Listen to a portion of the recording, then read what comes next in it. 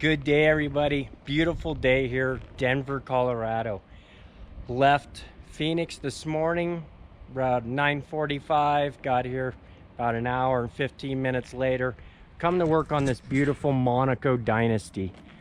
Now, what brought me in was Intellitec issues.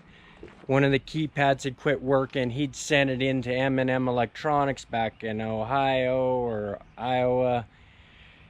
They told him, hey, it's bad. You need to drive your coach out here. It's going to take us about 2 hours.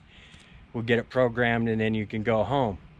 He luckily saw one of my videos about Intellitech, reached out to me, flew up here, took care of that item and a couple others. But let's go inside so you can see this beautiful Dynasty. What's really cool about this Dynasty is that it is going to be a very unique floor plan, I like to say, in the Monaco world, because it has a north-south bed in the slide room, closet, and then a slide room slash closet vanity. Let's go ahead and turn these lights on. So this was the keypad that had went bad, quit working, couldn't turn on and off the vanity lights. Came in, plugged in the Intellitech boxes, and then read all the addresses. So I can actually simulate with this all the D channels, and as you'll see as I hit them, then all those outputs turn on, and that turns on all the appropriate lights. So that's how that works. Then I've got the classical Dell with the keypad programming adapter, and then on a Monaco keypad with it having the round buttons, you just plug into the side.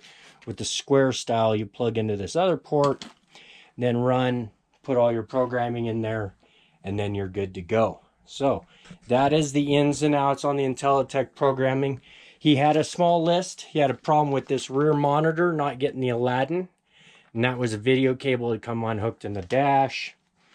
And then we had a rope light on the G module we tested, which was working, and found actually a connection up here in the rope light circuit for the Monaco ceilings. One thing too on Monaco is to be able to check your AC filters and clean them. You take these 3 7/16 bolts out, one being here in the middle, the forward, the rearward side, and then the whole thing flips down. Fix that. Check this big boy. It actually had a fuse blown on the big boy battery boost combiner. Replaced the fuse, it blew again. Found there's actually a short in the coil on the big boy itself. Talked about chassis batteries, and then he's got an intermittent issue with the blinkers, but they're working today, so it's kind of hard to fix what isn't broken. But beautiful coach, nice cherry wood finishes. Got this mid bath here, nice and large, with the shower inside of there, so you have a completely enclosed private shower slash toilet area. And then you've got this nice large area up here in the front. Flip out couch again. Nice little dinette. Now that pulls out so you can put an ottoman in there. This is really nice. Flips up so that way you've got some more galley area in the front. And this is actually a 3 slide. So this side here does not have any slide, only this side, but still nice and roomy.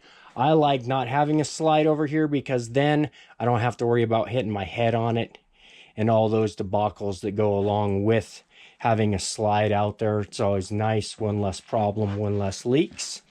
I think that's pretty much it. You know, we don't need a huge elaborate tour. Of course, it's going to be washer, dryer here, closets there, nice closets over the top. Now, with this having the rear bed, you don't have that rear closet, so your Intellitech modules actually end up in here. Funny part is how all the letters are labeled like this, because usually this panel would be up and down in the closet. But on this particular model, as you can see, it's ran forward to aft. So the label description ends up a little different. But that all got worked out. So I think that's about all I've got. Nice little quick 5-minute video here. Reach out to me though if you do need anything that has to do with your Monaco or your country coach. Tech support. Just got off the phone on my way here when I was leaving the airport with a guy that's macerator pumps not working on a country coach, helping him get through there, find out where the fuses are, and so on and so forth. Another thing is we're putting together a database for all country coaches for the wire number list. So I'm going to create a special email address, so anybody that has the wire number list that wants to help all of us, they can actually email it to me, and then we're going to put it on a PDF form on my webpage. So that's coming, something I've got in the works. I want to be able to help everyone out on the tech support things, because a lot of this information is tough and challenging to get. So, all right, everybody, thanks again. Don't forget to hit me up at brianmoto773@gmail for anything that has to do with your country coach or your Monaco or Highline coaches. Inspection coming out later this week, going over from Phoenix to LA. Today, I've got a 7 o'clock flight out of here, back home, sleep in my own bed in Scottsdale, spend the day, work on a few things. I think actually on my own coach. Need some new roof air conditioners, but we'll do a video about that later. And then we'll go Thursday over to LA, and then Friday up to Eugene. Gonna spend 10 days doing some service for guys in Eugene too. So everybody, thanks again. Till next time. Bye-bye.